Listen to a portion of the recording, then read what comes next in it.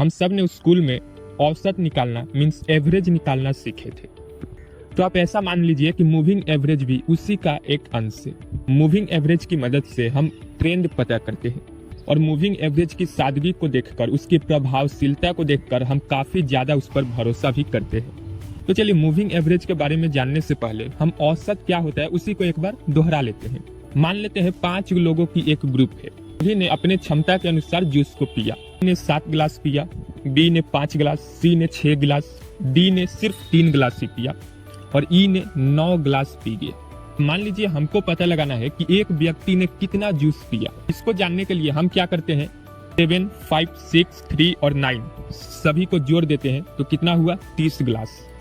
लोग कितने थे 5, मीन्स एक व्यक्ति ने कितना गिलास जूस पिया 6 गिलास। इसकी मदद से हमने पता लगा लिया कि एक व्यक्ति ने 6 गिलास औसत जूस पिया। डी ने तो सिर्फ 3 गिलास ही जूस पिया था जो कि औसत से काफी कम है, तो वहीं ई ने 9 गिलास जूस पी लिया था जो कि औसत से ज्यादा है। इसलिए एवरेज की मदद से सिर्फ एक अनुमान लगाया जाता है, इसके सटीक होने की उम्मीद नहीं की जा सकती। औसत को हम एक नए रूप में शेयर मार्केट में उपयोग करते हैं जिसको SMA बोला जाता है, सिंपल मूविंग एवरेज। इसे निकाला जाता है, इसका क्या उपयोग है चलिए जानते हैं। हम कोई भी एक स्टॉक ले लेते हैं, तो यहाँ हमने ITC को ले लिया, तो हमने यहाँ ITC के 5 दिन का क्लोजिंग प्राइस को लिया है। यहाँ देख सकते हैं 5 दिनों का क्लोजिंग प्राइस है ITC का।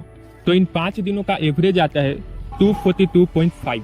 इसी को सिंपल मूविंग एवरेज बोला जाता है। हम अपनी सुविधा के अनुसार 5 दिन, 10 दिन, 50 दिन, 100 दिन या 200 दिन का भी सिंपल मूविंग एवरेज निकाल सकते हैं।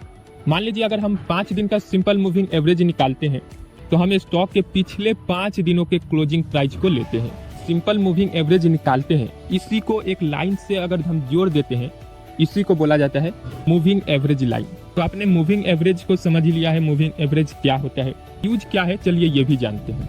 जब स्टॉक प्राइस मूविंग एवरेज के ऊपर होता है तो माना जाता है कि ट्रेडर्स उस स्टॉक के लिए काफी बुलिश है, वे उस स्टॉक को खरीदने के लिए उसके एवरेज प्राइस से ज्यादा पे करने को तैयार है। ऐसे में माना जाता है कि ये स्टॉक और ऊपर जा सकता है। अगर स्टॉक प्राइस मूविंग एवरेज के नीचे होती है का मतलब ट्रेडर्स उस स्टॉक को एवरेज प्राइस के कम कीमत पर भी खरीदना नहीं चाहते, बेचना चाहते हैं। इसलिए माना जाता है कि ये स्टॉक और ज्यादा गिर सकता है। बहुत से ट्रेडर्स ये देखते हैं कि ये स्टॉक का प्राइस उसके 50 दिन के मूविंग एवरेज से ऊपर चली जाती है तो खरीदना चाहिए। वहीं स्टॉक प्राइस उसके 50 दिन के मूविंग एवरेज से नीचे आ जाती है तो उसे बेचकर निकल जाना चाहिए। पसंद आया तो लाइक कीजिए और चैनल को सब्सक्राइब कीजिए।